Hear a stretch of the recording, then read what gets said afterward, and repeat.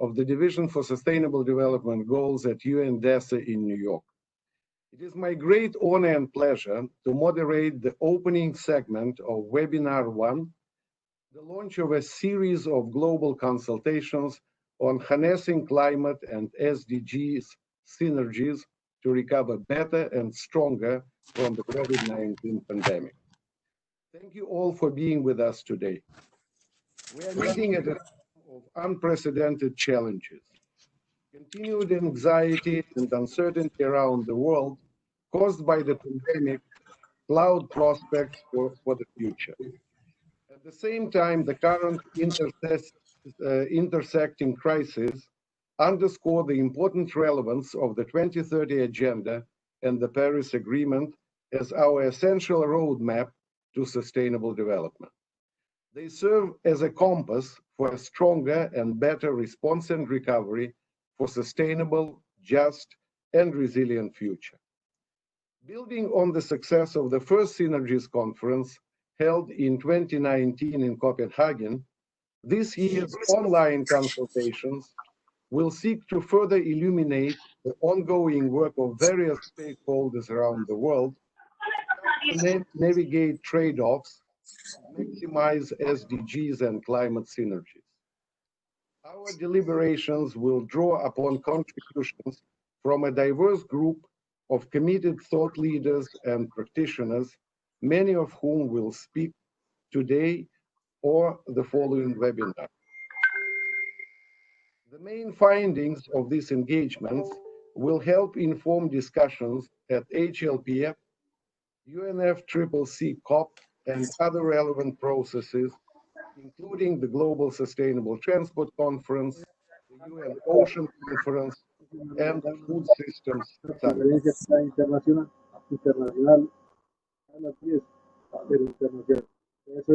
Please mute yourself.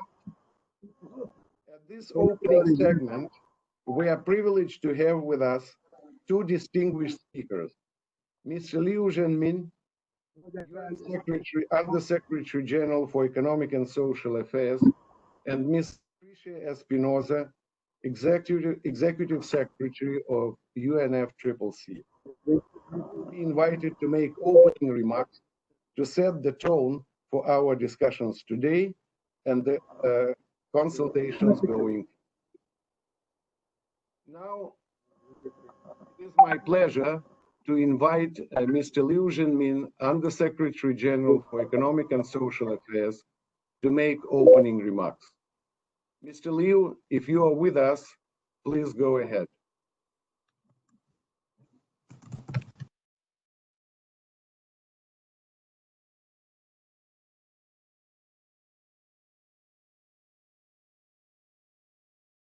I'm very pleased to welcome you to the first of the 3 UNDESA and UNFCCC hosted webinars.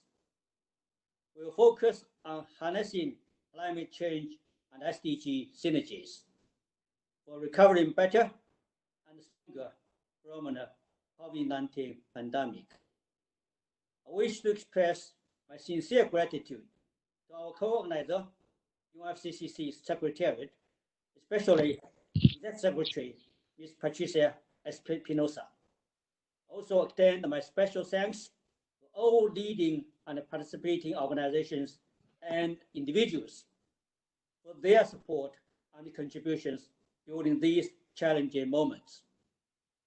Ladies and gentlemen, the COVID-19 pandemic is an unprecedented global crisis since the end of World War II. We must stand together. Okay.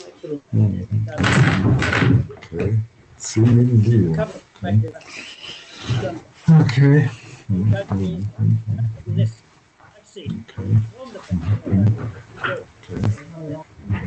At the same time, we must not lose sight of our collective responsibility towards present and future generations. This is the core principle of the 2030 Agenda for Sustainable Development and the Paris Agreement on Climate Change. Even before this pandemic, we were not on track to achieve many of the Sustainable Development Goals by 2030. While COVID-19 is the most urgent threat facing humanity today, climate change remains the biggest threat over the long term. Indeed, how we overcome the pandemic chances of succeeding the SDGs and climate change. Stimulus packages can pave the way towards recoveries that accelerate progress towards a more resilient, sustainable, and equitable world. This is why when DESA and UNFCCC have decided to bring together all stakeholders again this year. Together, we will learn how to leverage climate and SDG synergy to recover better, advance implementation of the 2030 Agenda and the Paris Agreement. Excellencies, ladies and gentlemen, achieving SDGs and addressing climate change go hand in hand. Policies and partnerships must be designed to work together across sectors and stakeholders, achieve synergies, reduce or eliminate trade-offs. It's vital to ensure more coherence of nationally determined contributions and national development plans, as well as national adaptation plans and national disaster risk reduction strategies. Forthcoming UN conferences, including Global Sustainable Transport Conference, World Ocean Conference, Biodiversity Summit, Food System Summit, and the Conference of Parties to the UN Framework Convention on Climate Change will all provide opportunities for enhancing synergetic approaches. Achieving such convergence is especially important amid the pandemic. Indeed, countries are seeking to save lives and livelihoods now, while building a more resilient, secure, and sustainable future for all. Ladies and gentlemen, it is possible to scale up ambition when we recognize how our shared goals are moving towards a single end. That is why we are proud to co-convene this virtual conference. Our contribution through a series of webinars will help to promote such joined-up action following the successful first global conference on climate SDG synergies in Copenhagen last year. We envision several specific outcomes this year. First, this virtual conference, along with the responses to a widely disseminated survey, will generate concrete recommendations. These will work to strengthen synergies and advance implementation actions, thus maximizing co-benefits and multi-stakeholder partnerships. Second, these results will inform the deliberations leading up to the high-level political forum in the forthcoming July.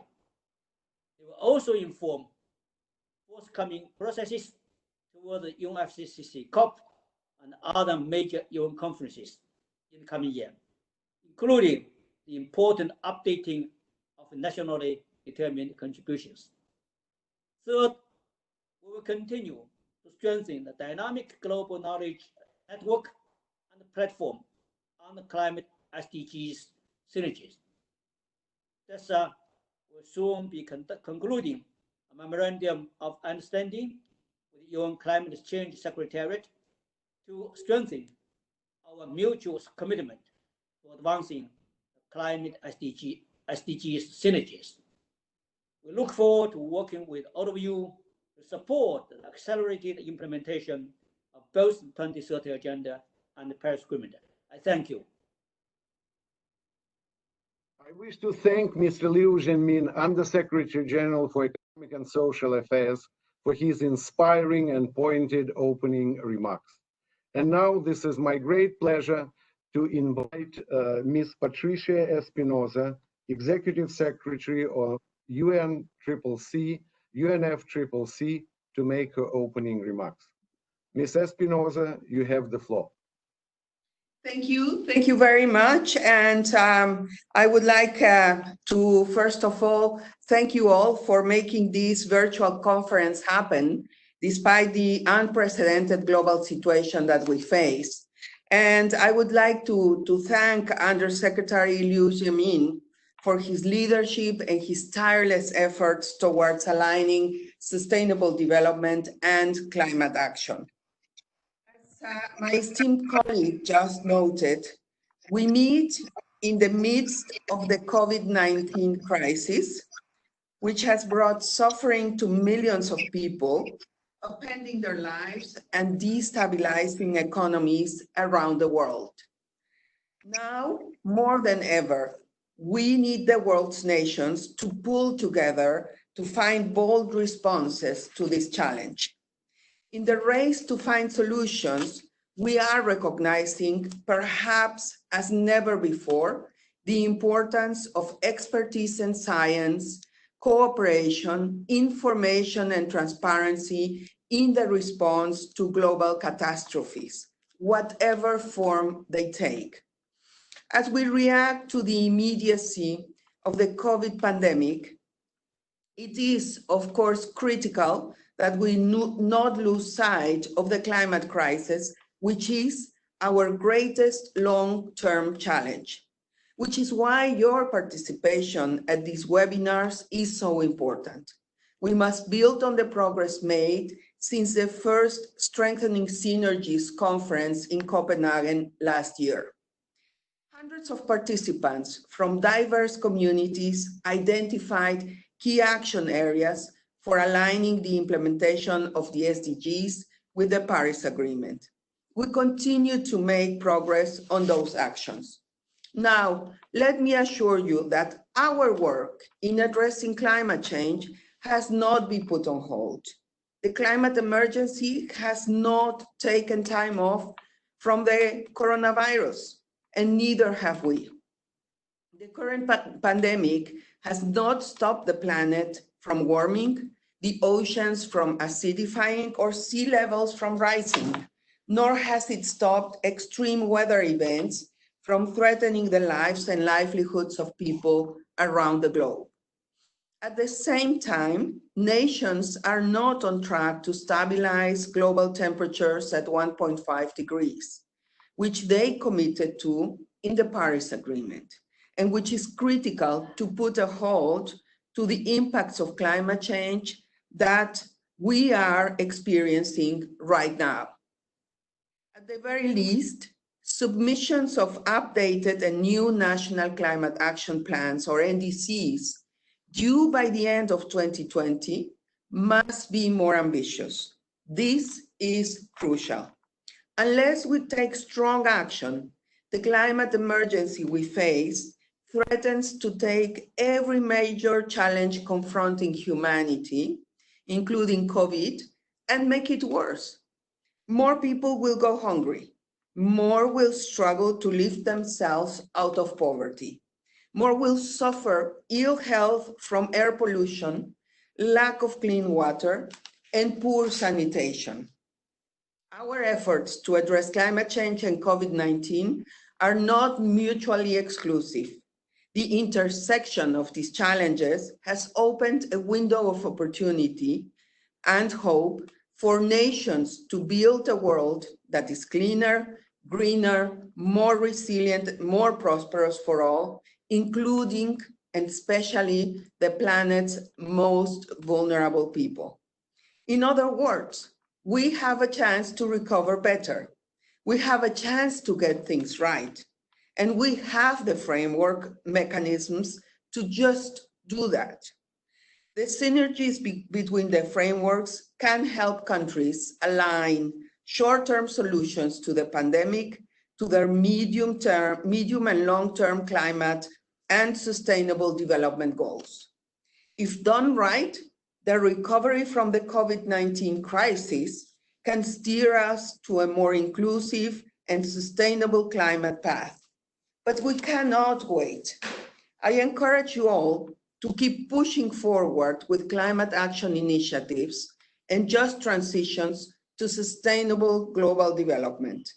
Of course, we will be doing exactly that at our end. Starting next week, our Secretariat will be offering support to a series of online events in what is being called June Momentum for Climate Change. These events will provide an opportunity for parties and other stakeholders to continue exchanging views and to keep sharing information in order to maintain momentum in the UNFCCC process. In so doing, we can showcase how climate action is progressing under the challenging circumstances the world is currently facing. At some point, this pandemic will be over. At some point, we will meet again in person, perhaps at COP26, if not sooner. Those deliberations will certainly be informed by what you discuss over the next few days and by the other online efforts being made between now and then.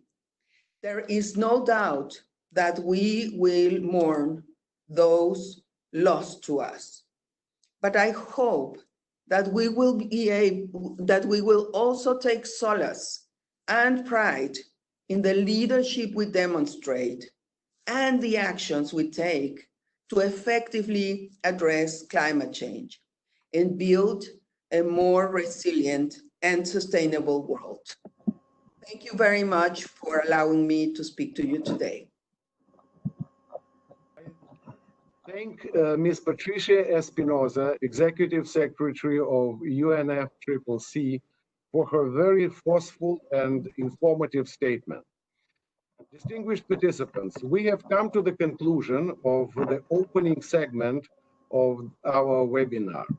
In concluding, I wish to encourage all stakeholders to participate in the next webinars to be held on the 11th and the 25th of June, as well as the online questionnaire on synergies in practice, which is available on the website of this year's consultation. Thank you very much. And now I am pleased to hand over to the moderator for the next panel, Mr. Zitouni Uldada, Deputy Director of the Climate and Environment Division at FAO. Sir, the floor is yours. Thank you very much, Alexander, and thank you to Mr. Liu and Ms. Espinosa for the introduction, for setting the scene. It's my pleasure to moderate this first panel.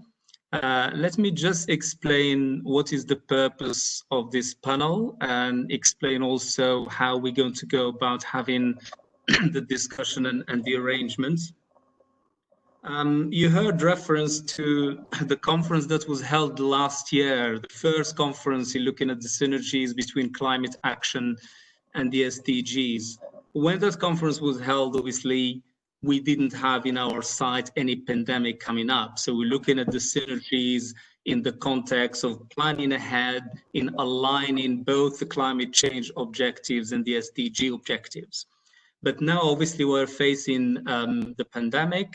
And what this pandemic has revealed to us is the interconnection between so many challenges that we are facing, such as health, hunger, trade, air pollution, poverty, and inequality. But obviously, to recover better and stronger, we must draw on these interconnections and harness both the synergies and the trade-offs in advancing our objectives in achieving public health and climate change and sustainability.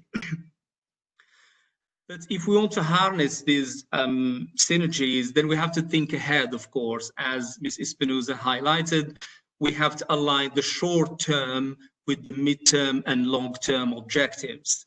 And that means that we have also to make sure that in designing our recovery plans and strategies, we have to take into account these synergies and trade-offs. And the benefits of this is that it allows governments and other stakeholders to coordinate their policies and responses to align these different objectives and to achieve multiple benefits for people's health, for the environment, and also for the efficiency of investment.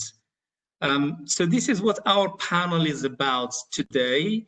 We're going to look at how do we plan for synergies to avoid trade-offs in a pandemic context. So this is the focus of our webinar today. So we will hear from speakers around this topic. And before I introduce them one by one, we have 3 speakers. Each will speak for 8 minutes maximum. And we'll have respondents who will give their views, their insight. They might agree, they might disagree with something that the speaker said, and to add their own perspective and maybe share some of their experiences as well. And after that, we have allowed time so we can hear from you, the audience. If you have any question or any thought or insights you want to share with us, that would be welcome. And to do that, so please use the chat box in the lower right corner. So you can send your question there or comment. If you have a question and you want to specify who you are directing that question to, so please do so. If it's generic question, so just keep it open like that. If you want your question just to be sent directly to the organizer, so please send it to Sarah Renner. She's on the list and you can send it to her directly if you want to be discreet. At the end, we hope that we answer as many of the questions as possible. But if we're unable to, then the organizing team will respond to all these questions after the event. So these are the rules and how we're going to kick off. Let me now introduce our first speaker, Thibaut Voita of the NDC Partnership. And Thibaut is going to give us some examples of how countries are actually using their preparation for the NDCs to build in the synergies between inclusive growth, health, and the climate objectives. And after that, we'll have Hanin for 3 minutes to give us his response and perspective. Thibaut, over to you. You have 8 minutes, and I have a timer here. Over to you.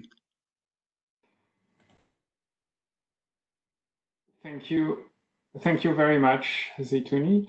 Thank you very much to the organizers also. I'm very pleased and thrilled to be here to tell you about this very exciting and important topic. I'm currently trying to share my screen.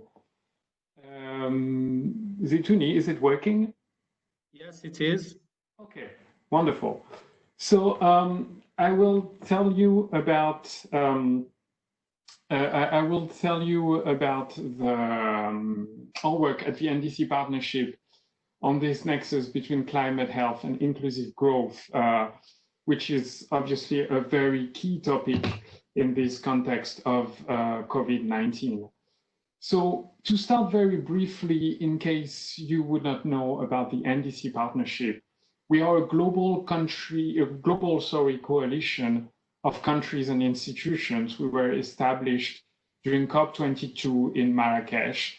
And our goal is really to work on these linkages between climate and sustainable development. So this is exactly the theme of this series of conferences. What we do is we support countries in their NDC implementation and enhancement phases. And we are doing this by putting them in touch with different partners that we have that will work, that will help them implementing their climate plans. We have, as of now, around 170 members, out of which 110 are member countries, and we are active in around 70 countries. In order not to take too much time, I will not develop much on the NDC Partnership. but I encourage you to get back to me after this conference to get more information if you want, if you're interested. I would like now to tell you a bit about the work that we're doing on health and inclusive growth. I will use for the 2 slides that I'm going to present now some data that we've taken from all countries. So again, around 70 countries from all around the world, mostly developing countries. And they show some trends, some quite interesting information we believe that I would like to share with you. So on the topic of inclusive growth, we now have a bit more than 50 countries which are working on these questions. And some of them have developed in their NDCs some very ambitious and transformative green growth strategy, which is very encouraging, obviously. And we can see that inclusive growth is a very important topic for many other countries. And when we say inclusive growth, we see, when we look at this, we see that countries are trying to broaden the involvement of sectoral ministries in climate action. So this includes ministries in charge of labor, in charge of poverty or development, many different sectoral ministries. And this obviously leads to an acceleration of the mainstreaming of climate in general policies, which I think is really a key theme for us today. And then an important work also that the countries are doing is considering all the side benefits of climate action. In addition to that, a very interesting point is that including inclusive growth in NDCs and working on these topics allow to engage with broader social issues or to adopt a broader whole of society approach by addressing gender issues and often also by engaging the private sector. So that's for inclusive growth. When we look at health issues now, we can look that less countries have been, less countries than in inclusive growth are considering health. We have 21 of them. Number of them have started to address these issues, at least with us, in their in the process of our CAP initiative. CAP stands for Climate Action Enhancement Package, which is an initiative that we launched a year ago, and that aims to accelerate the implementation of NDCs, and more specifically, the enhancement of the work on enhanced ambitions for the second round of NDCs. So 21 countries altogether, but out of this 21, 13 are including substantive health-related actions, and they sometimes go very deep into some detailed health and climate plans. So among these countries, I've listed a few of them here. We have Mozambique, Pakistan, the Republic of Marshall Islands, Uganda, and a few others. And we also have a handful of countries that are working in order to develop a nexus between climate change, health, and inclusive growth. So these are Burkina Faso, Jordan, Mozambique, the Republic of Marshall Islands, and Uganda. Again, here we are really talking about the work of the NDC partnership. This doesn't mean that these are the only countries to work on these in their current or future NDCs. So as I do not have much time, I would like to jump directly into some key findings in this context of COVID-19 crisis. We often hear this build back better expression about the crisis being also an opportunity to address all the challenges that we're facing now. And we should say that above all, I think this crisis creates some important risks for climate and also sustainable development action. There is a risk of reduction of climate spending, obviously. there is a great risk in terms of timeline for the updated or revised NDCs, given that the COP26 has been rescheduled and that countries are in and that this has changed the agenda for countries to submit their new round of NDCs. Last but not least, technical assistance is urgently needed in many countries, but this is difficult in this context where travels and personal meetings are restricted in many countries. However, there are several reasons to be hopeful. First of all, because the NDCs can and are actually supporting countries to strengthen the links between health, climate, and to increase the resilience of the health systems that are, should I mention it, very vulnerable to climate change. Then NDCs can be used as pillars for economic recovery, and so that these economic recovery plans are aligned with the Paris Agreement, and they also ensure that no one is left behind. And the good Thibault, you have 30 seconds. You have 30 seconds, please. Are considering NDCs within their stimulus plan, and they show a strong eagerness to learn from each other, which we believe is very positive. So I will stop here, and you're welcome to contact me if you want to know more about the NDC partnership or have specific questions. Thank you for your attention. That's great, Thibault. Thanks very much. So you highlighted some key points there, particularly on the issue of health and the importance of the NDCs, obviously, which are at the heart of the climate action. So I'm sure there will be some questions around that. Let me hand over now to Henning Wester, who's the Executive Director of the Initiative for Climate Action Transparency, ICAT.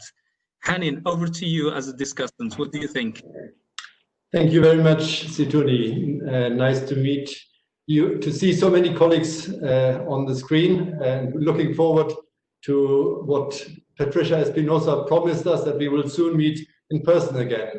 But I think it's good to take up this really important topic, and thanks also to Thibault for a nice presentation on the work of the NDC partnership on some of those findings there. He, at the end, highlighted some risks, but you didn't give any evidence for the risks. So in my view, we should really focus on the opportunities and help countries to make use of the opportunities which are out there. So I agree with most of what you said. I think the question that remains is how we actually do all the things that you highlighted as opportunities in your last concluding slide. And there, since I'm from the Initiative for Climate Action Transparency, I want to highlight transparency and data-driven policy making. I think that's really a key to enable countries to move forward. Of course, not any data will do. What we need to focus on is data that shows the links between climate change and sustainable development. You referred to that when you were referring to the health aspects of some of the country's actions. But I would like to hear more of that, and I certainly could contribute to that from the ICAT perspective. We've just launched a guide on assessing sustainable development impacts of climate actions. Now, during the crisis, that is my second point. The question is, what kind of data do we need? And I would really be keen to hear from countries around the table or other speakers coming on, whether they have any experience. I mean, we obviously will need some link to short-term stimulus, economic stimulus, short-term creation of jobs, multiplier effects of economic spending on NDC actions, balance of trade data. That's the kind of data that we would need to link to our NDCs in order to then argue again, in front of finance ministries, of planning ministries, of those that actually decide on funding, that NDC action is part of a good stimulus. So I'd be happy to hear more about that. But let me just add one final point and link the discussion also to transformational change. I think what we have seen now with the pandemic is an exceptional case of transformational change. I mean, of course, it was not very beneficial to many of the economies, certainly very damaging to some of the those involved, and we will, I think many will suffer from the consequences. Now the question is, can we draw lessons from transformations that happened during Corona? I mean, are there some positive examples of shifts that can be sustained? I mean, in some cities we have had pop-up bike lanes that were created. Switching off coal was one of the aspects. So can we focus on those transformations that happened without the negative socioeconomic consequences and even generating some of the positive economic consequences? So sustainable development and transformational change together are, I think, the considerations that countries have to take in order to move forward out of this crisis in a climate friendly manner. Thank you very much. Thanks, Hani. That's really useful. Thibault, over to you. How do you react? I mean, do you want to react to especially the issue on data and transparency? And if you have some comments on the transformational change as well. Yeah, well, thank you, Henning, for these comments. Indeed, data and transparency are absolutely crucial, and we can hardly see how progress can be considered without any of these.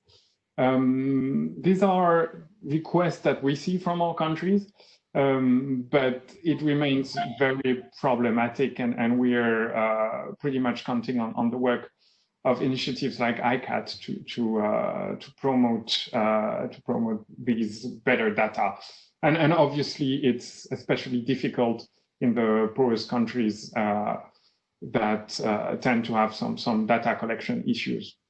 So that's something that we're working on with some of our countries, obviously.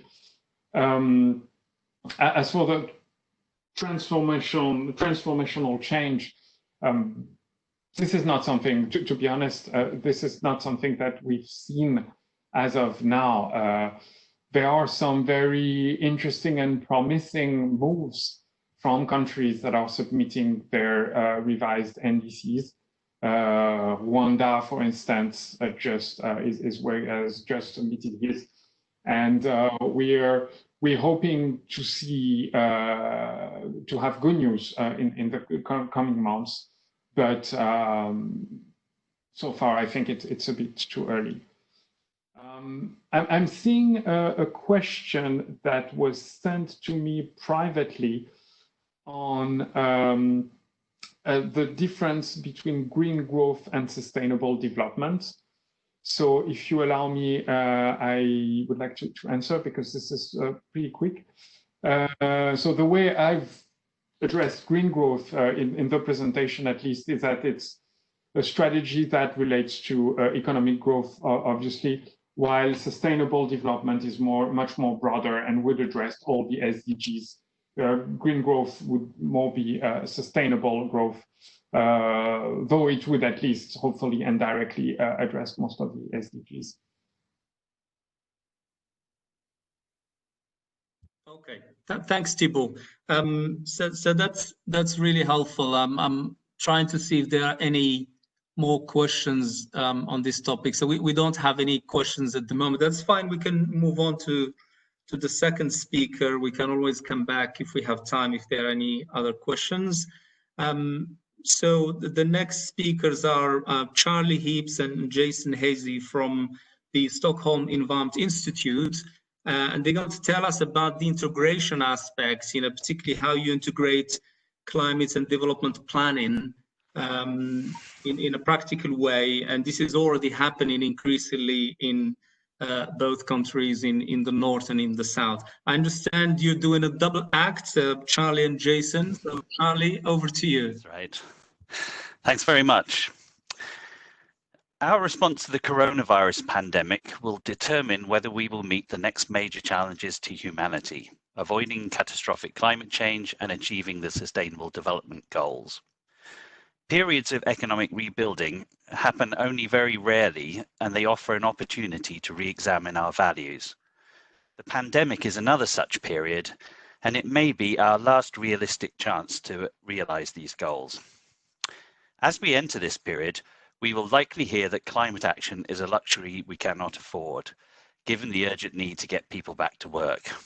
The truth, though, is that the scale and urgency of the challenge, combined with the rarity of these periods of economic rethinking, make it essential that we act now. The question is, how? It is important to remember that the world is facing twin crises, not just a climate crisis, but also a development crisis. Poorer nations, already facing extreme levels of poverty, will see these challenges exacerbated by the pandemic and its accompanying economic depression. Identifying synergies between climate action and other important issues has never been more urgent.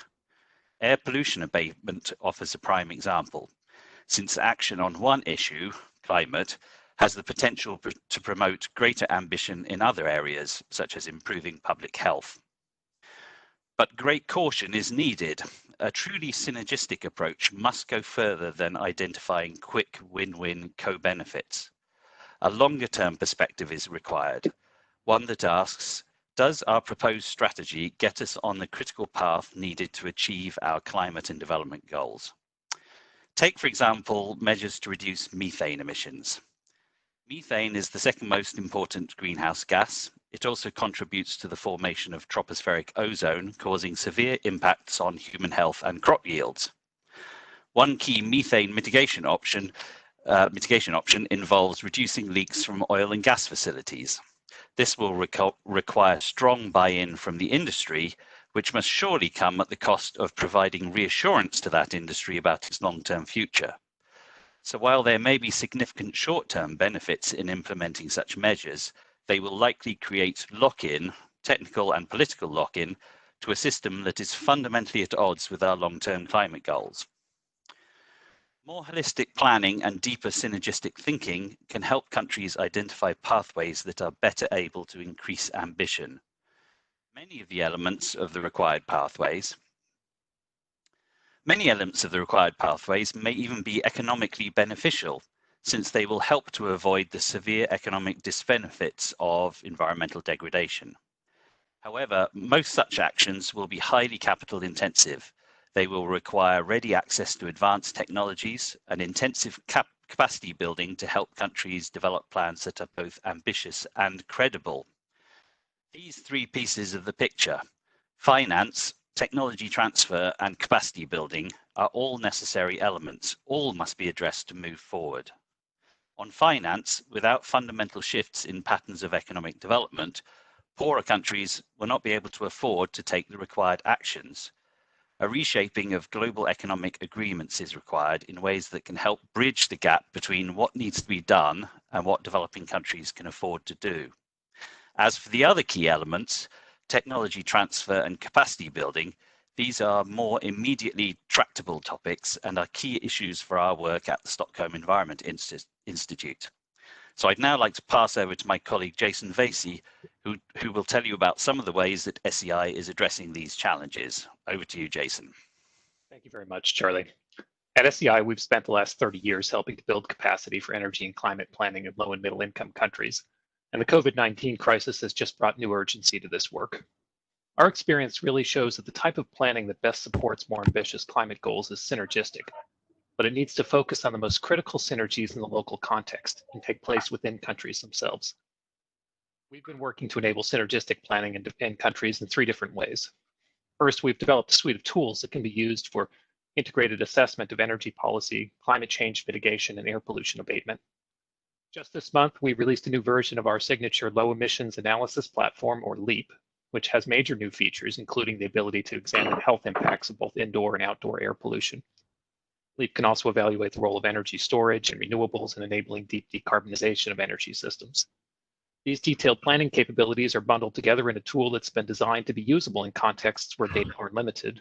and we make LEAP available at no cost to government, academics, and NGOs in low and lower middle income countries.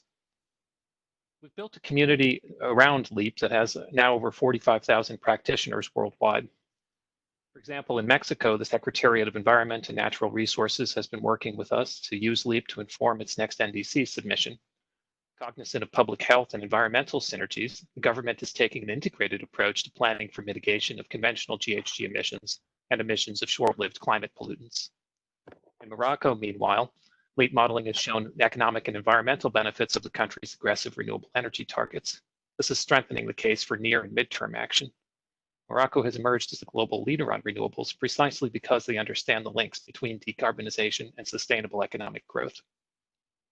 We've also recently launched a multi-year action program that specifically targets synergistic planning to better support the climate and SDG agendas. Through this new integrated climate and development planning initiative, we're working with national planners and decision makers in multiple countries to help them devise more strategic approaches, leverage technological and methodological advances, and build and reinforce capacity to achieve their goals and enhance their ambitions themselves. We're also embarking on a new integrated assessment of climate, air pollution, and SDGs in Africa. Conducted in partnership with UN Environment, this work, called the Africa Assessment, aims to identify policies that simultaneously enable development, climate action, and air pollution abatement. We're building a continent-wide model for Africa that represents each country individually and that countries can use as a starting point for their own planning. Critically, the assessment is quantifying linkages between climate change mitigation, air pollution, health, and other SDGs. Lack of quantitative evidence on synergies is a major obstacle to realizing the promise of the Paris Agreement and the 2030 Agenda. The introduction of new mechanisms such as biennial update reports and the NDC process itself have helped countries build their institutional capacity for climate planning. Nevertheless, we've really just scratched the surface of what needs to be done. Very few countries have developed their planning capacity to a point where they can readily create and communicate the ambitious plans that are needed. For example, few countries have conducted detailed cost-benefit analyses of mitigation strategies, let alone considering the implications for equity, jobs, and environmental justice. Building countries' capacity for integrated planning is immensely important, but it's complex and will require a major effort. Concerted, consistent support from the international community is needed. There's a narrow window to develop and implement the integrated plans essential to confronting the twin climate and development crises. We must use this COVID recovery period wisely to fill the gap between current policies and the planning needed to achieve our global climate and development imperatives. With that ends my intervention. I'd like to just pass it back to you, Mr. Moderator. Thank you. Okay, well, thank you very much. That's really helpful. And you did this exactly in 8 minutes. Well done. That's really helpful.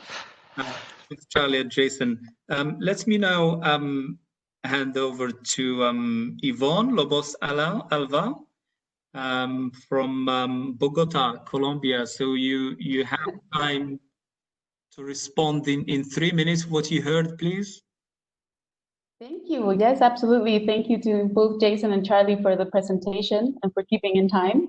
I think that what you said really highlights the need for longer-term planning. I do completely agree with you in that the search for synergies needs to go beyond quick go benefits. The long-term trajectories are really what we need to keep in sight. But we also really need to apply and learn from methods and tools that allow us to look at the whole system beyond perhaps one particular SDG or one particular topic. For instance, we really need to look at COVID recovery packages that are being presented right now and check them against NDCs and SDGs. This is to ensure that they are not reversing progress that we have made with these sustainability agendas in the past 5 years. Along these lines, I would highlight 3 points, mostly related to your arguments about technology transfer and capacity building, which are based on our experience applying SEI's SDG Synergies, a tool that facilitates the systematic analysis of synergies and trade-offs and allows a prompt visualization of interlinkages between SDG targets and other agendas, such as NDCs or even COVID-19 recovery packages. We have applied this tool in many countries, for example, Colombia or Sri Lanka, and these are the learnings that we have seen from, let's say, attempts at integrated planning. First is that we have found that it's very difficult to develop capacity for systems thinking and for integrated decision making. And this is because our human brains are not necessarily prone to work in terms of considering all possible effects of, say, maybe a policy on boosting agricultural productivity and what its effects could be on all related fields, beyond maybe direct effects on livelihoods or food security. We have found that using a decision support tool facilitates this process and allows considering also indirect effects, be it positive or negative. Added to this, we have also found that interactions are highly dependent on local contexts, so much so that really subnational analysis of synergies and localized trade-offs are needed to inform national decision-making. Second, it is very difficult to achieve proper collaboration in terms of interinstitutional arrangements. So identifying where the benefits are for more closely aligning the two agendas, climate and SDGs, for example, is likely to maybe bring about improved collaboration. I think the idea here would be to facilitate coherent planning and reaching a state of deliberation or maybe even competition of who presents the best ideas for integrated planning among the ministries. And last, third, would be the analysis of interlinkages that really needs to lead to actual integrated planning. It is really easier said than done translating synergies and trade-offs into policy decisions. We have found that formulating several options and recommendations for decision makers based on available evidence and on examples of other countries really helps in this regard.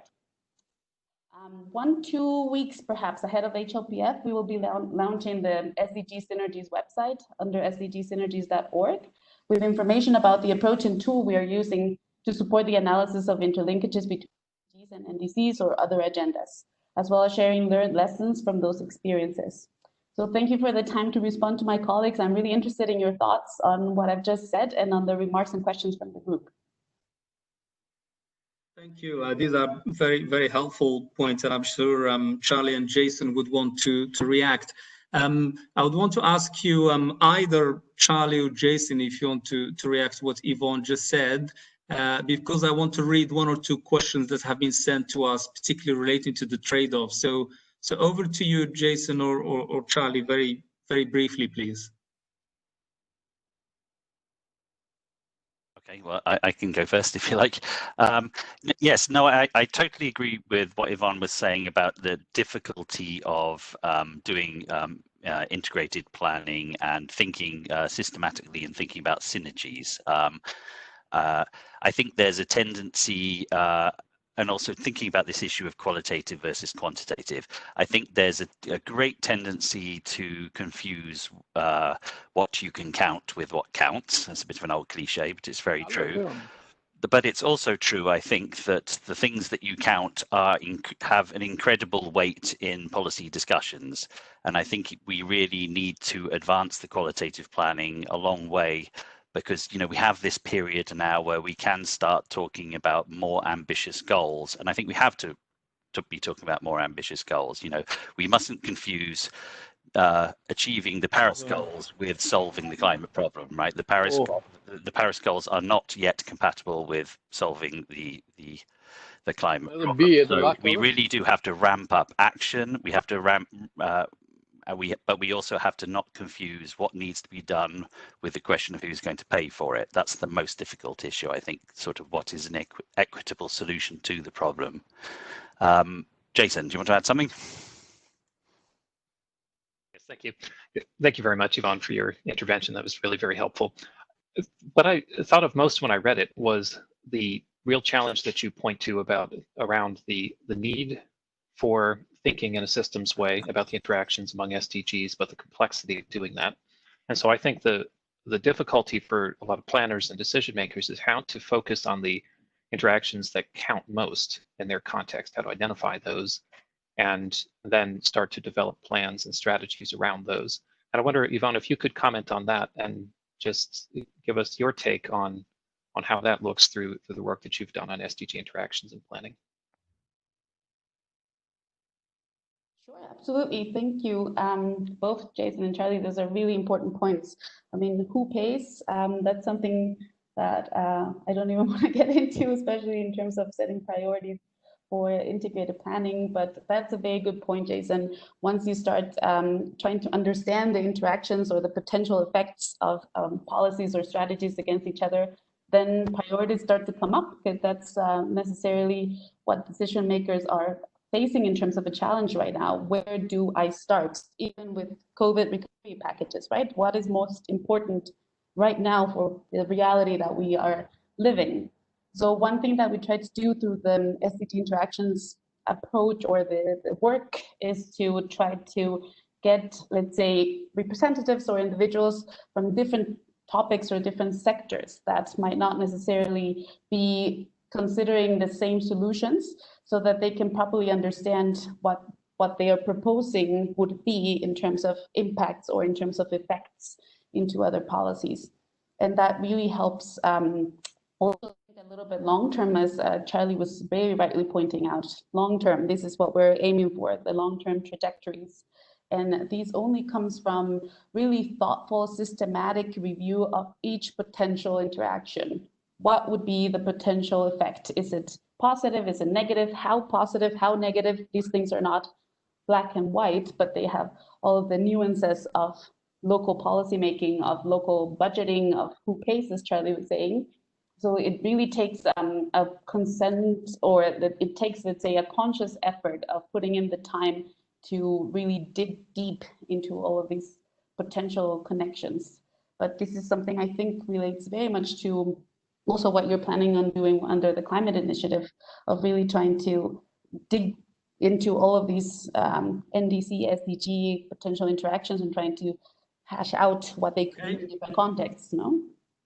Okay, thanks, Yvonne. That's very helpful. Let me read one question here, and three of you could react. One of you don't have to all react, three of you. But since we're talking about the synergies, there's a question about trade-offs as well, and particularly for the most vulnerable countries. So the question is about a special attention is required to small island developing states which are most vulnerable to climate change, but also in terms of pandemic, they are likely to be rather COVID-free. Isolation may be good for biodiversity and health of population, but bad for the economy. So we need to reconcile on these. Any comment? So I'll just invite one of them to comment, because one of you to comment, so I can move to other questions. Jason, Charlie, or Yvonne, one of you to take on this question, please.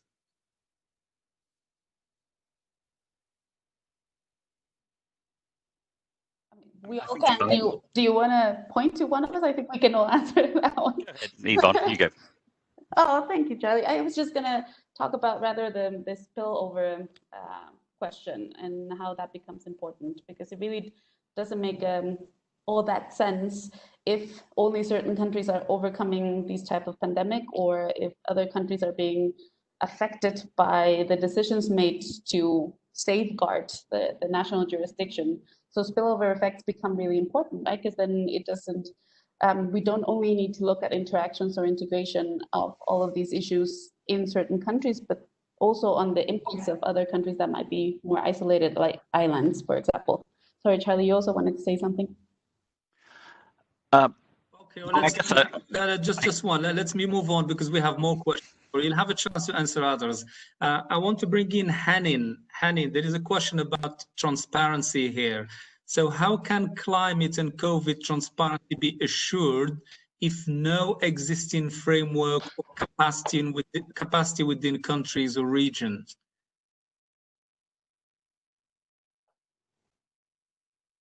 Hanin, are you still there?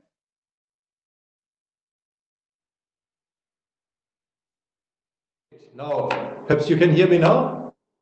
Yes, we can. Yes, go ahead. So thank you. Very relevant question. And in a sense, it picks up the nice point that Yvonne made, saying it's easier said than done. It clearly is not something that you can do overnight and without capacity. I mean, you need to do the work that's required. You need to collect the data. That was my point. It is work. It needs engagement of all stakeholders in the country, across the sectors, across the different levels of governance, down to the local level, also engagement of non-state actors, and All of that needs time and work, and of course also capacity. And I mean, there are many initiatives like ICAT and the NDC partnership that are there to support countries in building that capacity. Now, I am very strongly of the view that the capacity has to be created in the countries, and it's not something that you can solve by bringing in an international expert who tells then the countries what to do. It really needs to grow, and that unfortunately does take time. And that's why there is a challenge that countries are not really equipped right now with the data and knowledge to integrate climate change into a COVID-19 response. I think that's the big challenge that we should really focus on. Okay, thank you. I have another question for... Could I just add a quick thought on that, Zituni? Go ahead. Okay. Yeah, I think there may be a perception that there's lots of capacity building going on, but it really isn't true. You know, we've really only just scratched the surface of what needs to be done in terms of capacity building. And I would say that given the urgency of the problem now, and given this might really be our last chance to do much about the climate and SDG problem, there's a really strong case to be made that what we really need is kind of an emergency crash program of capacity building for developing countries, so that they're in a much better situation to be able to take on this challenge. And yeah, I'll leave it at that. Okay, thanks. I have another question actually for either you or Jason on the LEAP initiative. So someone is asking about how gender is represented in the LEAP initiative. I could respond go for it, to Jason. That. So I would just point to a couple of things that are needed when you work with LEAP to do this type of planning around gender. The first is to have gendered indicators within your modeling that tell you something about the way that your plans are going to impact on gender. So we've done a fair amount of work in that area, for example, looking at the ways in which energy poverty is differentiated by women-led versus other households, and so there's a way within LEAP that you can incorporate those sorts of those gendered impact indicators and then get that type of information out of your analysis. And we have some good examples that we can share with people if you'd like to follow up with us. But the other thing that's really important is to make sure that there is representation of diverse representation of stakeholders within the processes that are involved in the planning, including in modeling and quantitative analysis. So it's critically important to make sure that different genders are represented at the table, as well as people from other groups within the society that need to be represented in order for plans to be just, but also for plans to be taken up and to have a firm chance of implementation. Okay, thanks. One final question before we move on. I mean, you mentioned finance, capacity building, and technology. So there's a question on capacity building, saying that it is important to empower grassroots because they do not go in and out of positions, but people's capacity building is important. So I wonder if you want to comment on building the people's capacity in terms of knowledge and best practice and behavior and mindset, rather than just talking about technical capacity. So Jason or Charlie, maybe your turn, Charlie, for a change. Okay. Well, I mean, the kind of work that we do on capacity building tends to be more working with governmental, NGOs, academics, those kinds of groups. But because it's fairly technical work, it's really quite sophisticated analyses, and we're building capacity for that. But what I would say is that the analytical work has to be in support of a broader process of thinking about, envisioning what kind of futures you're interested in terms of achieving SDGs, meeting your climate goals. And those kinds of processes only work if they're really sort of broadly representative, if you're engaging many different stakeholders, and if you're really giving a voice to those stakeholders, not just having it be an information process. It really has to be an engagement process. So I think that's where you really can get broad participation, and that's essential. If you don't do that, then you can do all the modeling you like, and it's not going to have much effect if it's not centered within a broader participatory framework. Okay, thanks. Yvonne, quickly, any other reflection on this capacity building question? On the capacity building, I would add to Charlie's thoughts that it's really important to do broad capacity building, just because of what we face in terms of changes in maybe government officials or people appointed to certain key decision-making positions, is that I would be really interested in seeing how we can do capacity building for more integrated planning or thinking a bit more broadly, just offer what is there in terms of tools or approaches or examples as broadly as possible so that we can start creating more of a culture of having integrated planning be actually the new normal instead of having all these crises be the new normal. Okay, thanks. So let's move on to the third speaker, Karin Holm Olsen from UNFCCC, who's going to explain to us, the involvement of various stakeholders and to talk about, the COVID recovery plan in delivering the synergies and avoiding trade-offs. And then we'll have Junicio and Felipe, who will be both respondents, and then we'll take some questions from the floor again. So Karin, 8 minutes, over to you. Yes, I wonder if you see my slides. We can see you at the moment, but not few slides. Do you see my slides now? Not yet. Not yet. So you need to share your screen. I need to share my screen. Change role or just share screen? It's share screen. PowerPoint, okay.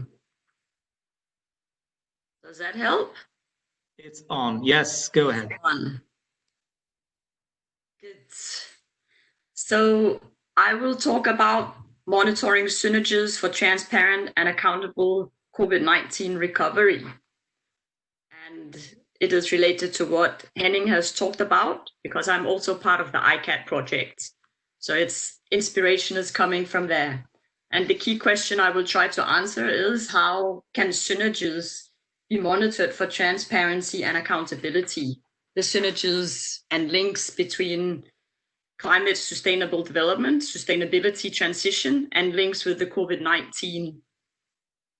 So some of the links between sustainability and the COVID-19 pandemic that we regard as global risks can be related to the same root cause known as overexploitation of nature, something which is related to a strong notion of sustainability, pictured here on the right, that economy is embedded within society, which is embedded within environment.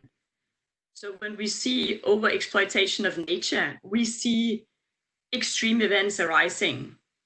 And these are known in the literature, and this is particularly from the finance literature. It's become known as the green swan, not a black swan, but a green swan. And this indicates events that are extremely likely or quite certain to occur, such as the COVID-19 pandemic and climate change. We know extreme events will happen, as confirmed by science, IPCC. The challenge is that we don't know the timing and we don't know the form of occurrence, when and where. This is unknown. We know that these are risks increasingly happening of a similar type, the green swan. And this has implications from many ways, as we've heard, integrated planning, but particularly we see that this is a notion picked up among banks and finance community, that they have to take into account risks in another way. And this is particularly something that features in financial and non-financial reporting. Non-financial reporting is becoming more prominent to better manage risks, particularly the balance between efficiency and resilience, towards more resilience and perhaps a little less efficiency.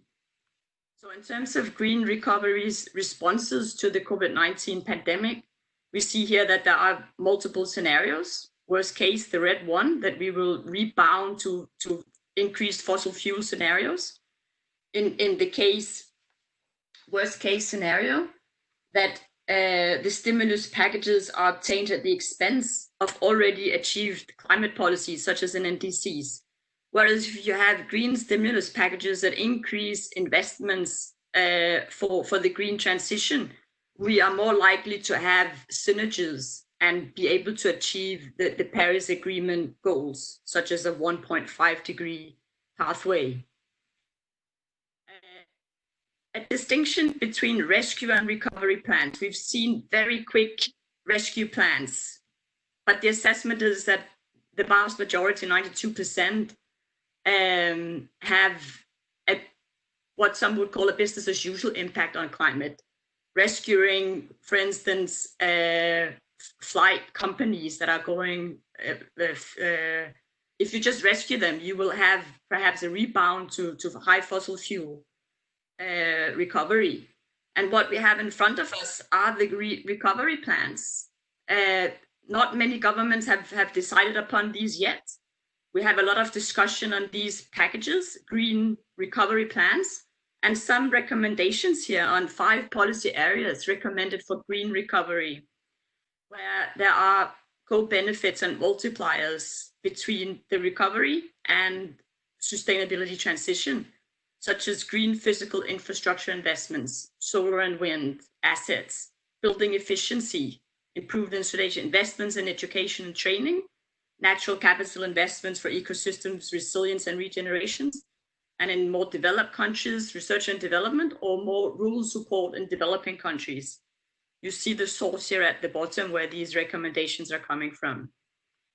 But in relation to transparency, what is the role of transparency? We heard Henning talk about data. This shows the transparency framework of the Paris Agreement for reporting on tracking progress of NDCs, also known as the trust building or the ambition raising mechanism. Countries plan their NDCs, they implement them, actions for mitigation adaptation, and then they review as guided by the transparency framework for compliance and the global stock take towards the global objective.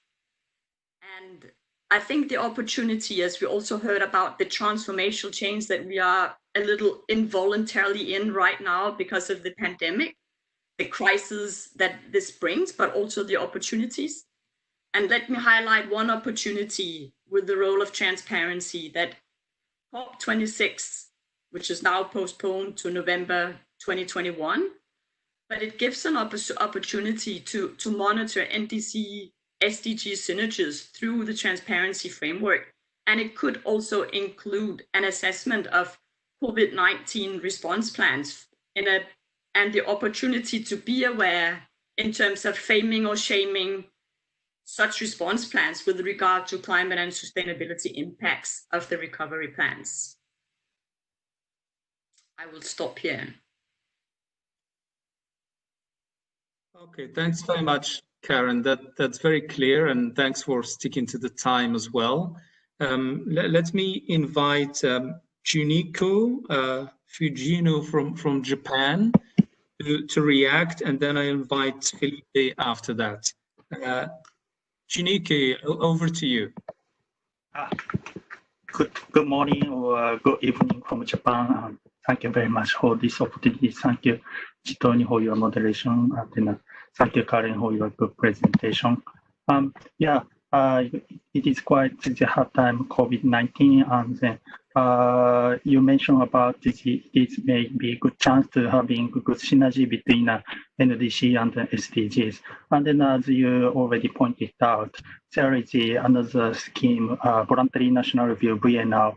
So Karen, if you kindly share your view, how there is any good good synergy between NDC and VNR, and if you know any good cases or if you have any suggestion, please let us know.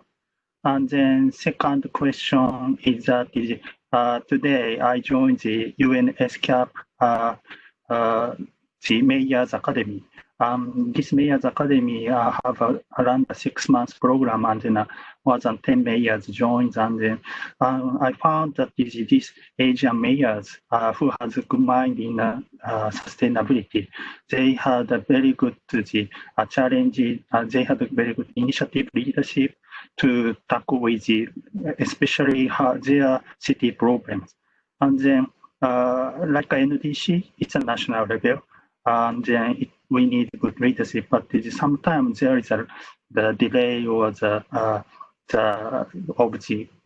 data gathering, because we need good data to having the good analysis and having good diagnosis. But how do you think that what kind of complementary system for ETF we need? Because like COP25, around 400 cities announced that they'd like to be zero carbon by 2050. And now 91 Japanese cities joined this movement. And then, so how we will encourage the local actions, local climate action, like locally determined contribution, and then also voluntary local level. This is the second question, how we will increase local, because Yvonne mentioned about the importance of the local action. And then another question is, last question is that the business side. Business side is also having good evaluation like a CDP. And then business is one of the fastest body to having action. So based on the COVID-19, we need more quick action. So how we will revise or transform our evaluation system? This is my question. Thank you very much. Okay, thanks, Junichi. That's very good series of questions. Karen, I suggest we hear from Felipe first, and then we open the floor so you can answer all questions at the same time in case some of them are similar. So thanks. Felipe De Leon from the Ministry of Environment and Energy in Costa Rica, over to you. Thank you, and thank you all for the presentations and the comments. It's been a very interesting morning from my side, but good morning, afternoon, and evening to all of you around the world. I wanted to, more than questions, I wanted to pick up on a few threads of things I've heard throughout the different interventions and highlight them with a couple of comments. And I'd start by saying that I think one of the main lessons of the COVID crisis, and it's a lesson that is unfortunately something we seem to need to be learning over and over again, is the importance of following the science and following the data and respecting the physical phenomena that we have to that are affecting us, right? But of doing that in a humane way, of keeping our humanity at the center of these responses. And so these data-driven decisions have to be, and I'm going to pick up on something that I think Karen was saying a minute ago, very transparently made and very transparently communicated. There has to be a very clear communication of the data and the implications. And I think the bottom line here is to treat people like adults and level with them, right? These are difficult times. These are scary times for many or for all of us. And we want clear communication, and we want, in most cases, a scientific response to the scientific elements of the problem, but that doesn't mean that we are to be treated as children or patronized. People respond, as far as we've been able to see at least here, far better to requests of sacrifice or of changing their patterns when they understand the who and the why and the what is the point of this, than when it is simply, it is bad for you or it is good for you. And then to do this while maintaining climate justice and a just transition and a human rights focus throughout the process, right? Be deliberate in our design of the intervention so that they are not just technically or scientifically relevant or useful, but that they recognize the importance of being supportive of humanity as a core element, as important as the scientific element of mitigation, in our case, climate mitigation or adaptation efforts, or of the health elements of the COVID response. And finally, I'd highlight the importance of capacity building for all of this. Somebody pointed out a few months ago that it's not just about delivering technical lessons or delivering even equipment or access to software or such. It is in a lot of cases about the long-term investment of making sure that people have been nurtured and have been provided with an environment in which they can take these tools and incorporate them into decision making, incorporate them into policy making. This is something that takes time, and that takes a dedicated investment that I think is one of the difficulties in actually delivering this through project-based international cooperation. So I'll close by saying that, and again, an echo of something that we've been hearing before, we have a unique opportunity to some degree of changing our trajectory about by immense pain and immense sacrifice and immense tragedy. And so in my view, and I'll leave it here, there is a moral imperative to make something of that tragedy. And the best thing I think we could make of it is a better future. Okay, thanks, Felipe. So over to you, Karen, so you can take the two sets. But there are quite a few questions there and comments. So let's hear your reaction. And I have some questions I would like to read so that other colleagues can react as well. Over to you, Karen. Yes. I've noted down a couple of questions. One is on examples of where we see the synergies. I think Philippe from Costa Rica has even a longer story to share, because Costa Rica is one example of where transparency of NDCs can also function as the infrastructure for transparency of COVID-19 recovery plans. And we know from ICAP support to Costa Rica that there is in progress a very solid transparency system exactly for this data-driven approach to responding to both the sustainability crisis, the climate change emergency, but also with some, Philippe, you know this better than me, clearly, but I think Costa Rica is an example. I'd like to give or touch upon one other question on transformational change, which I agree with Espinosa. This is clearly a window of opportunity, and one example of a synergy which also has trade-offs. They seldomly come just as good or bad, but they are both. But one example of a synergy between the COVID-19 pandemic and climate change is that we have historical large declines in global electricity demand, 5% in 2020. We have 8% reduction in global greenhouse gas emissions, the largest ever decrease in emissions since the Depression in 1930. This is historical. And it is yet, we don't know yet what will happen. But I think that with the behavioral changes that everybody's locked down, sitting from home, not flying, I think that we have a unique opportunity to think, reflect, what is going to be the long-term impacts of the situation we're in now. Not only technical stuff, but also behavioral changes.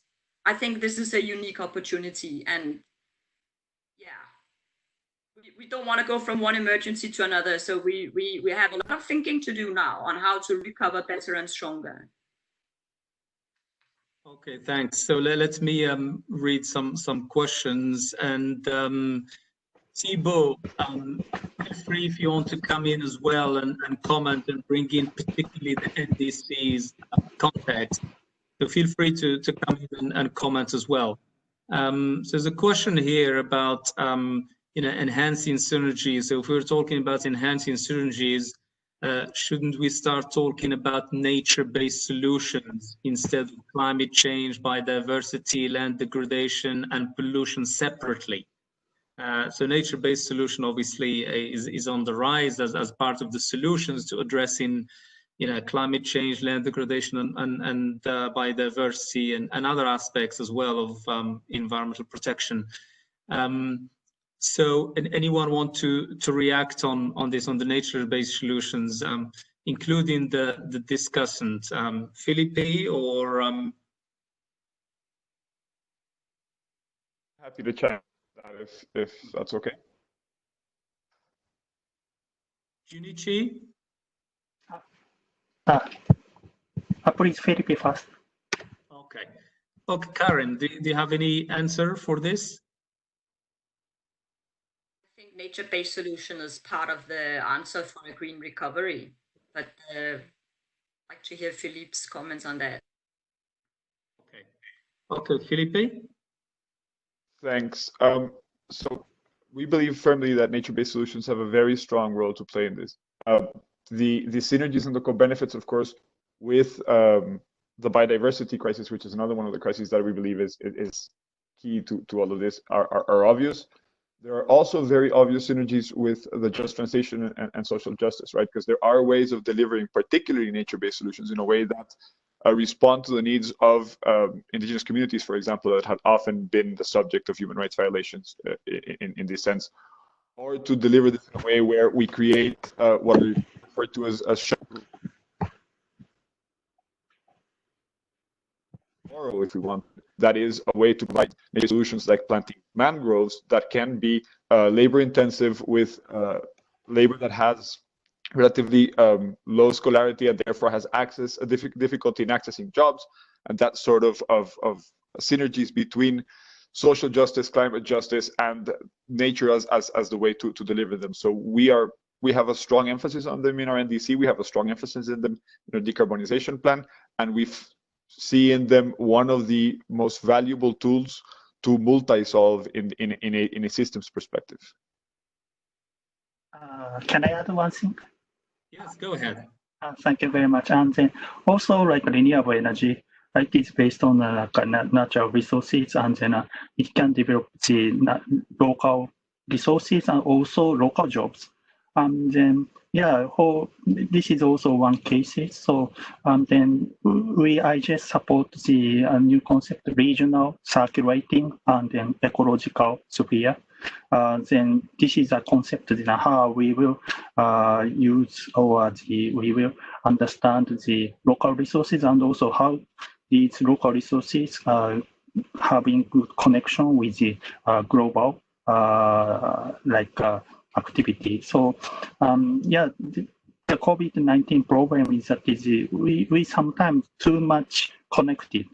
I'm not quite sure, but how we will have the appropriate connection, how we will revalue the local resources. I think this is the things we need to consider for the post-normal regime. Thank you very much. Okay, thank you. So let me just give briefly my perspective on nature-based solution on this question. Since obviously we're putting so much pressure on the environment, and we're seeing the consequences in terms of overall pollution and climate change and loss of biodiversity. So obviously there are so many answers in nature that we need to deploy and harness. And in fact, at least in terms of mitigation, if we use nature-based solutions and the practices that are available, we can achieve the third of the emissions reductions that are required to achieve the Paris Agreement. And obviously that would contribute to SDG 13 as well for climate action. So nature-based solutions, they are definitely things that have multiple benefits. And I agree with the question here that looking at, like afforestation or land remediation, land restoration, there are multiple benefits that can be achieved for mitigation, adaptation, but also for sustainable development in general. Let me ask another question to all the panelists and discussants. The question is, can you give examples of countries that are working in a synergistic manner at the national level in terms of planning, budgeting, implementation, monitoring, and reporting, and other activities? So, and I would like to bring in Thibaut as well, because of the implementation of NDCs in particular. So Thibaut, if you're aware of some examples of countries that are championing the implementation of NDCs, and actually they are working in this synergistic way in looking at different aspects of implementation and monitoring and reporting. So Thibaut, I'll start with you if you have a view. If not, I'll move to other speakers. Over to you. I definitely have a view. The problem is that the people outside my home also have the view that it's a good time to make lots of noises. So I hope you can hear me well because it's very noisy. That's I can hear you. Okay, good. That's the problems of working from home. No, we have many examples actually within the NDC partnership.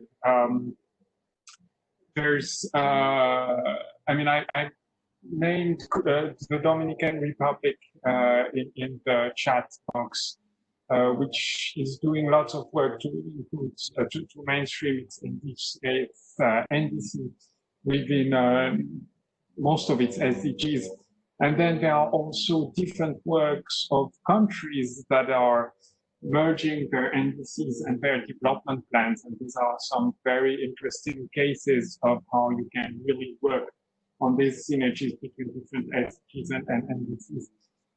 On the top of my head, there are two important ones, which are Colombia, Ethiopia, but I know that there are many others, and this would need a little more research. But yeah, these are just a few countries out of many that are working on these topics. Okay, thank you. Let me read another question to Karen.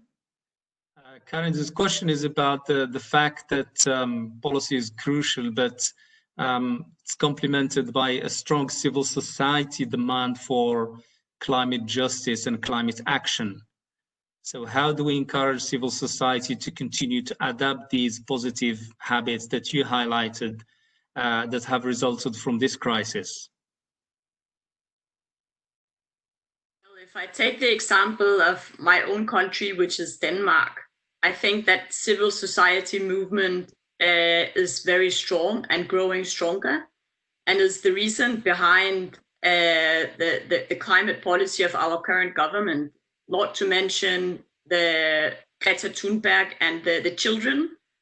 How I think that this is an example of a civil society movement, which has been extremely powerful, very influential. So I think it matters a whole lot to have strong civil society. And I know that Denmark, the Nordic countries, they have very long democracies, strong institutions, and this is not the case all around the world. But at least from our part of the world, civil society has a huge impact on policy. So I would just encourage that the concerned citizens, they gather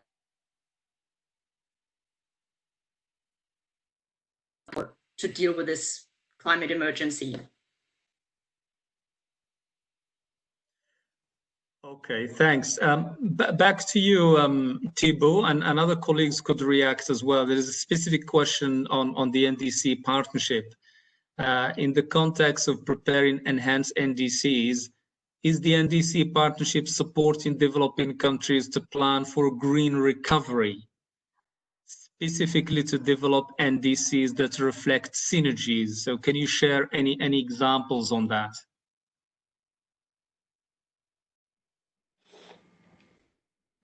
We are definitely supporting countries in their enhancement phase through the CAP initiatives that I mentioned during the presentation. We are also working with countries on recovery. Right now, I have to confess that we are more in a stage of collecting data and seeing what are the different types of responses and what can be done, especially in terms of finance. But we are preparing some work on how to further engage the Ministry of Finance into climate actions in the recovery. This is something that I mean, it's not exactly at an early stage, but we are still working on it. So we should be able to tell you more about this in the coming weeks or months. Okay, thanks. Charlie, you want to come in?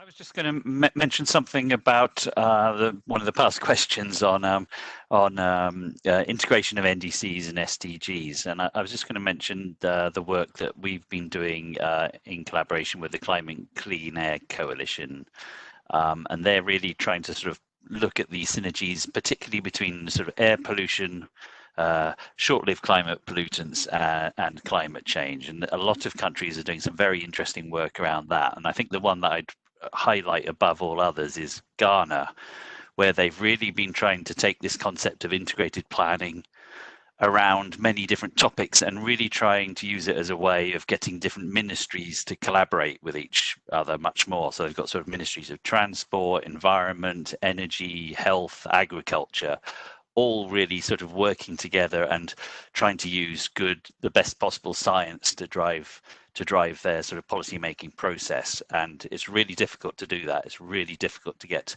different ministries in different countries working together. But I think Ghana is a really good example of what's possible.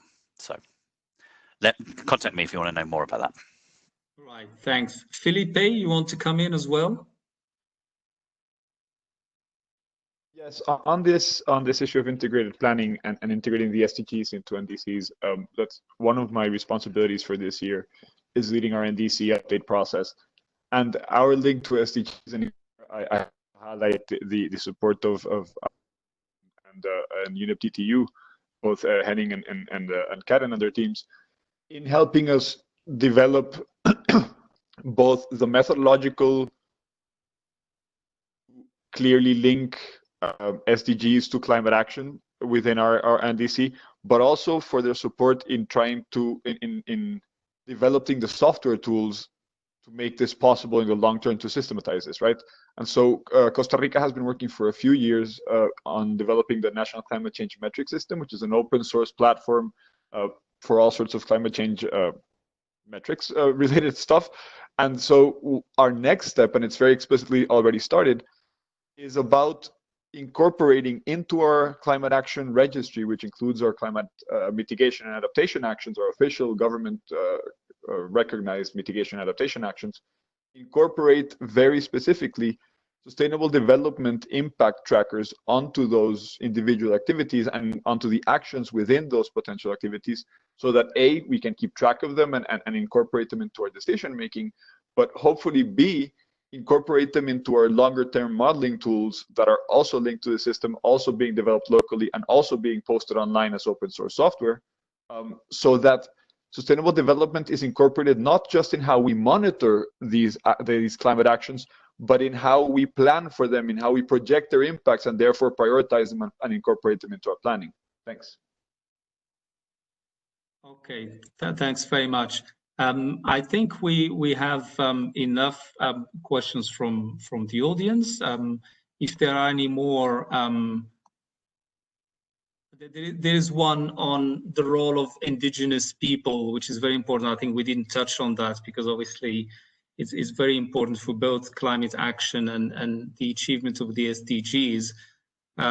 So the question is, it's more of a comment actually, the role of indigenous peoples are very important in terms of climate change mitigation.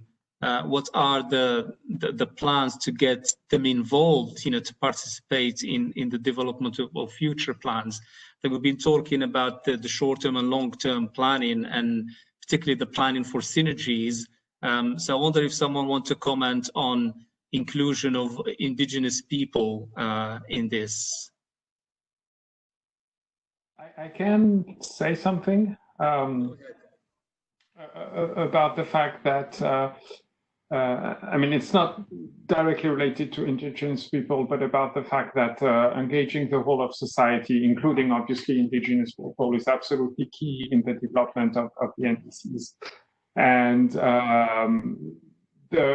this usually goes in hand with multi-stakeholder consultations.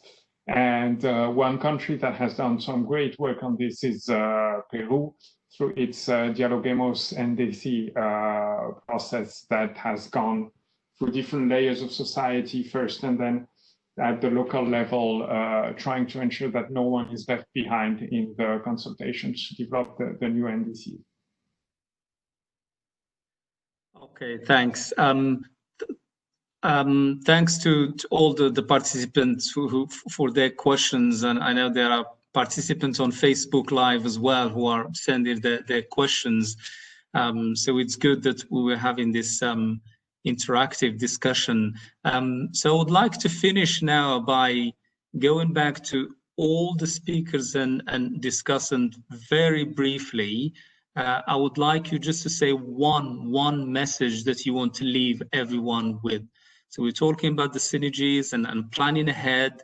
What is the most important aspect that you think we should include?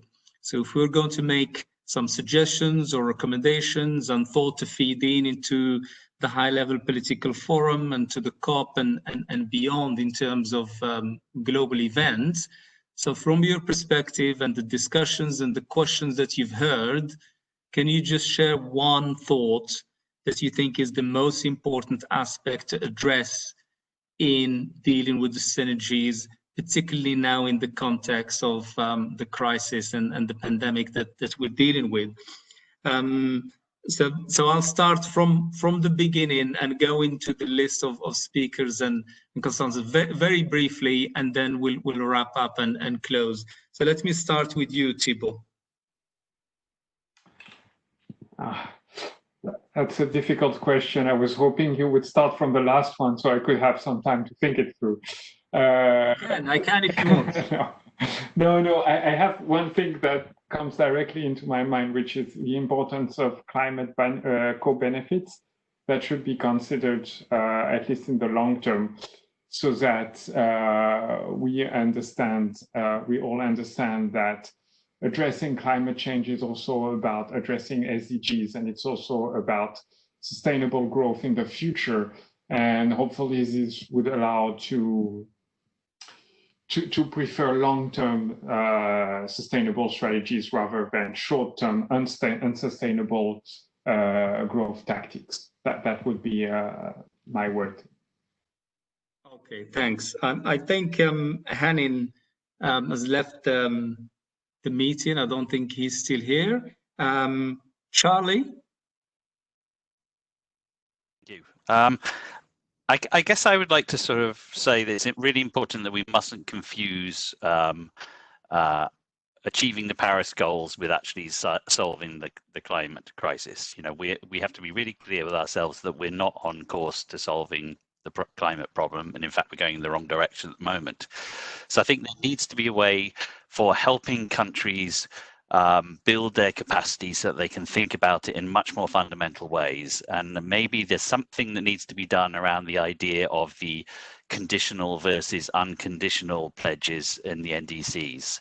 So far, nearly all of the emphasis has been on the unconditional pledges, and the conditional have been really only very marginally different from the unconditional. And I would advocate that we need to be making, a really big effort to help countries address that and give them an opportunity to really set out their visions of what they would like to see for their countries. And then we can have a discussion about, how is the international community going to help them do that in a much more fundamental way than has been done before. I'll leave it to that.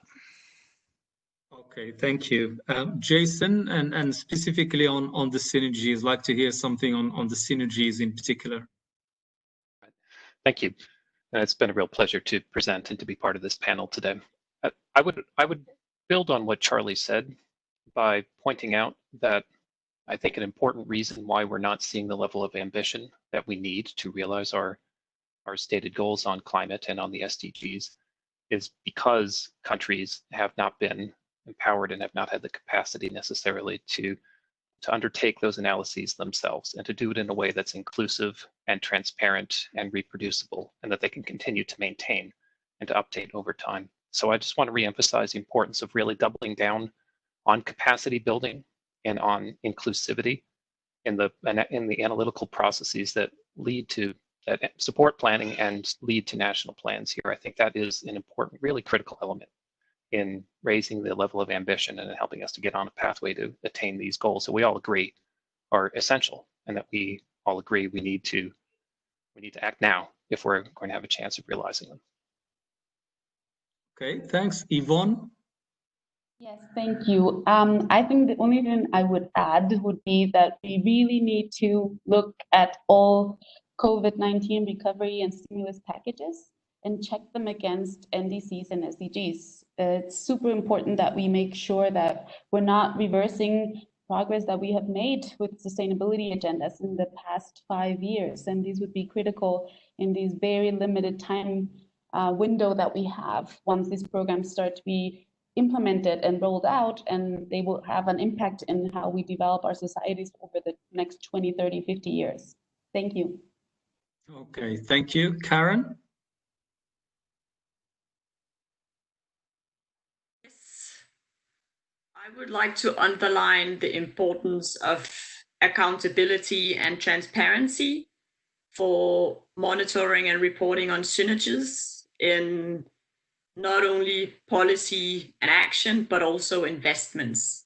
And the COVID-19 recovery plans is a unique opportunity to start here and to try to log in as much of the positives for green recovery and mitigate the negatives, job losses, all that. It has to be managed for a just transition, but starting with the transparency and accountability of the synergies. Okay, thanks. Juniki? Thank you very much. Yeah, COVID-19 is quite symbolic of the environmental problems and social problems, and then also economic problems. Like Japan, we faced that the East Japan earthquake, and then there is one city, Higashi Matsushima, it faced the huge loss of the people, but they get better back. So how we will encourage such stakeholder who will have real solutions, and then how we will share the good coordination among the local actions and also national level, global. So this is quite the great shock, but it's quite great opportunity for us to move to the real SDGs and the climate action. Thank you very much. Okay, thank you. Felipe? Thank you. I'd quickly build on what Jason said regarding the importance of countries having local capacity to do long-term data-driven analysis and planning. And to do that, not only have to dramatically scale up or increase the scale of support, I think we have to change the way that support is delivered. As some of you have heard me say before, I think guidance is good, but tools are better. And developing tools with these countries requires long-term structural support and partnerships. If we want to get to that level of support, I think we need to transcend traditional one-off project-driven support. Thanks.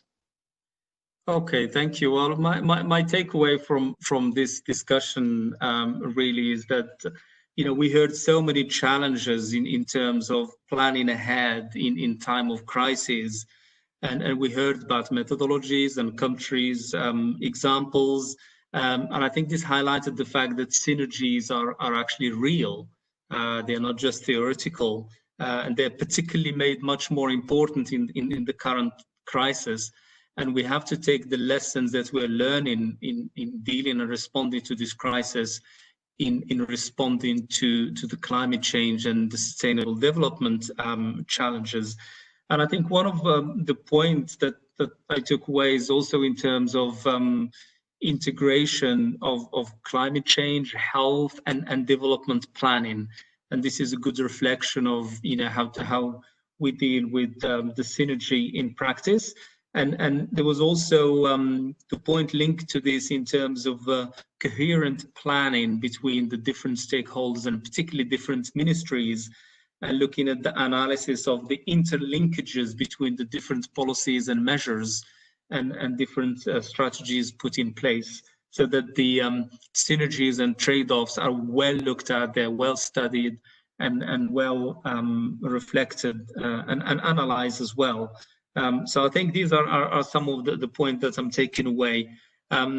So thanks again to all the speakers and the respondents. Thanks very much to everyone who stayed with us until the end, joining us from different parts of the world. I hope you found this helpful and you learned something. Again, remember, this is just the first webinar. There will be 2 other webinars coming up in the series. So one on the 11th of June and the third one on the 25th of June. So keep an eye on the website for more information on this. But also, if you have some insights or initiatives or experiences you want to share, there is a Synergies in Practice online questionnaire that you can contribute to and share with us your thoughts and perspective, particularly in your country or your organization. So this leaves me just to thank Sarah Renner in particular for the organization. So thanks very much, Sarah. And thanks to Minoru Takada and his team as well, who are also behind the organization of the whole virtual conference on synergies. So thank you all very much, and have a lovely day or evening wherever you are. Thank you. Goodbye. Thank you very much. Goodbye. Thank you. Goodbye.